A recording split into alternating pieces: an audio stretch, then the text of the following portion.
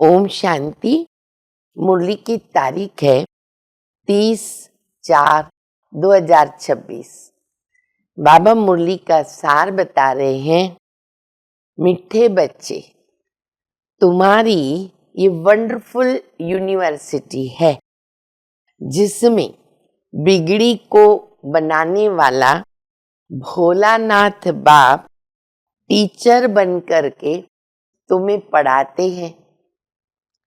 प्रश्न है, इस कयामत के समय में तुम बच्चे सभी को कौन सा लक्ष्य देते हो? उत्तर है, हे आत्माएं, अब पावन बनो। पावन बनने के बिगर वापस जा नहीं सकते। आधा कल्प का जो रोग लगा हुआ है उससे मुक्त होने के लिए तुम सबको 7 रोज भट्टी में बिठाते हो। पतितों के संग से दूर रहे, कोई भी याद ना आए, तब कुछ बुद्धि के अंदर ज्ञान की धारणा हो सकती है। 7 रोज भट्टी में बैठना। अच्छा, मुरली का गीत है, तूने रात गंवाई सो के दिवस गवाया खा। तो मुरली के पहले जैसे ओम शांति आता है तो बाबा कहते ये किसने कहा?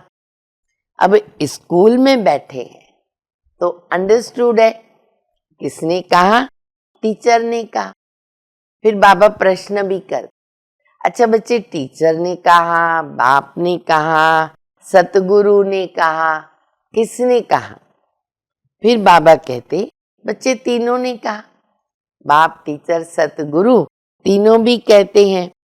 अन्य जो दुनिया में कॉलेज है ना, वहां तो टीचर पढ़ाता है, वो कोई फादर या गुरु नहीं होते हैं। फिर बाबा कहते बच्चे तुम जानते हो शिव बाबा है ज्ञान का सागर, पूरी नॉलेज देते हैं, पतित पावन है, सर्व का सदगति दाता है। सारी दुनिया में आज कोई भी नहीं समझता हमको भगवान पढ़ाते। बोलेंगे तो भी मजाक लगेगा। बाबा कहते कोई नहीं समझेंगे कि हमको भगवान पढ़ाते। अच्छा, भगवान को तो नहीं जानते, लेकिन खुद को, आत्मा को भी नहीं जानते। आत्मा शरीर बदलती है, तो शरीर बदलने के साथ आत्मा का नाम भी बदलता है। लेकिन मेरा नाम, बाबा कहते मेरा नाम सदैव एक ही है, शिव बाबा, जो धर्म स्थापक है। जैसे क्राइस्ट का बाबा मिसाल देते, धर्म स्थापक ऊपर से आता है तो वो कोई गर्भ में नहीं आता, वो तो पहले प्रवेश करता है, तो उसकी आत्मा पवित्र होती है, तब तो वो धर्म स्थापन कर सकता है। फिर बाबा कहते हैं इसलिए जो कर्म भोग आते हैं या दुख आता है तो वो आत्मा नहीं भोग सकती है, क्योंकि वो ऊपर से उतरी है। हाँ, जब उस आत्मा का टाइम हो जाता है और वो उतरती कला में आती है तो फिर उनके द्वारा विकर्म हो सकते हैं। फिर धीरे धीरे वो उतरती जाती है। और अब भी सारी दुनिया मूत पलीती पतित भ्रष्टाचारी हो गई है। सतयुग को कहेंगे वाइसलेस वर्ल्ड। बाबा कहते वहां देवताएं, उनकी जो प्रवृत्ति है वो भी पवित्र है। तो ये बात सुनकर लोग कई कहते हैं कि अरे अगर विकार नहीं तो बच्चे कैसे पैदा होंगे?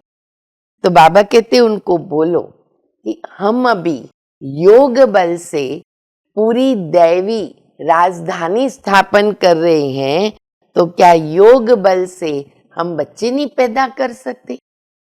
क्योंकि ये ईश्वरीय कार्य है। ईश्वर बाप स्वयं स्वर्ग की स्थापना कर रहे, एक धर्म की स्थापना कर रहे हैं। फिर बाबा कहते हैं कि ये ज्ञान बच्चे इतना सहज है, एक बार अगर 7 रोज की भट्टी कर ली भट्ठी माना उसके अंदर रुकना, किसी से बातचीत नहीं, पत्र व्यवहार नहीं, तो वो पक्की भट्ठी होती है। तो बाबा कहते एक बार वो कर लिया, अच्छा फिर 7 रोज को सुनकर आप जहां भी जाएंगे तो बाबा की मुरली तो मिल ही सकती है, पुरुषार्थ कर सकते हैं, लेकिन सभी का एक जैसा तो नहीं हो सकता, नंबरवार है। फिर बाबा कहते बच्चे अभी सभी का कयामत का समय, आत्मा को पवित्र बनाना है, शरीर तो सबके पतित हैं और वो शरीर सारे पतित अभी खलास हो जाएंगे, इसलिए नरक को अभी लात मारनी। फिर बाबा मिसाल दे रहे कि किसका शरीर छूटता है, तो पहले क्या करते, जब मुर्दे को लेके जाते हैं ना, तो पहले उनका जो मुंह है वो शहर की तरफ होता है, पांव एक तरफ, लेकिन जब भी स्मशान के नजदीक आते तो चेंज करते, फिर उनका मुंह स्मशान की तरफ होता है। तो बाबा कहते अभी तुम्हारा मुंह कहाँ है, स्वर्ग की तरफ है, अभी नरक को तुम बच्चे लात मारते हो, अभी तुमको जाना है अपने घर, और उस घर का नाम है स्वीट होम। तभी तुम बच्चे स्वीट होम जाते हो। तभी मूल बात है बाबा को याद करना, पापों को खत्म करना, और अभी आगे के लिए कोई हमारे से पाप न हो, नहीं तो सजाएं खानी पड़े। बाबा लिबरेटर है, होलिका का भी मिसाल देते बाबा, शरीर खत्म हो जाएंगे, आत्मा शुद्ध बनकर बाबा के पास जाएगी।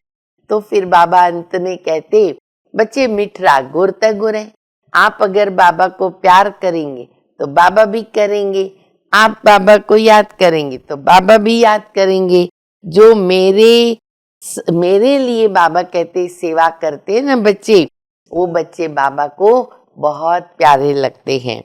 अभी हम सुनेंगे धारणा के लिए मुख्य सार।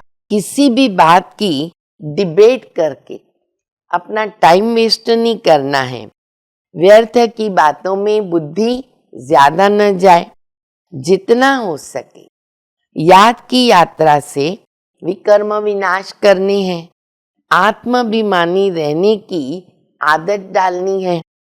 दूसरा, इस पुरानी दुनिया से अपना मुंह फेर लेना है, शांति धाम सुख धाम को याद करना है। नया मकान बनता है तो पुराने से दिल हटा देना है। वरदान है, ईश्वरीय कुल की स्मृति द्वारा माया का सामना करने वाले सदा समर्थ स्वरूप भव। किसी भी कार्य में सफलता प्राप्त करनी है तो पहले स्मृति के द्वारा समृद्धि स्वरूप बनो।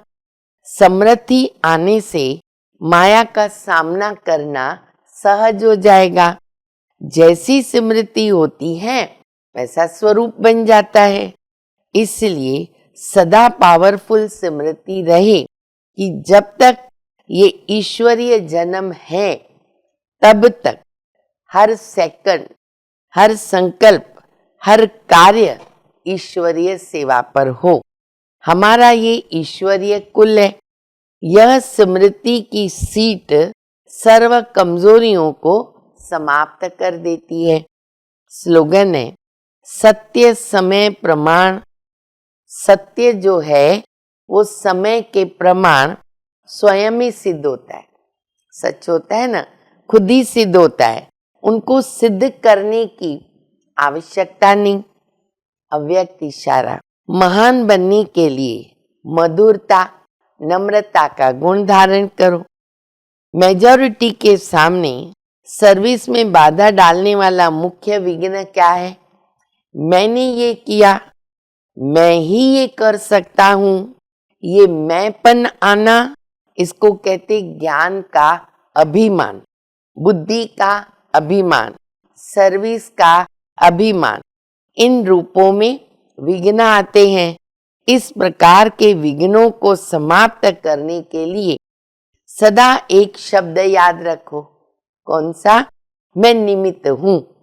निमित्त बनने से निराकारी, निरंकारी और नम्रचित, निसंकल्प अवस्था में रह सकते हैं।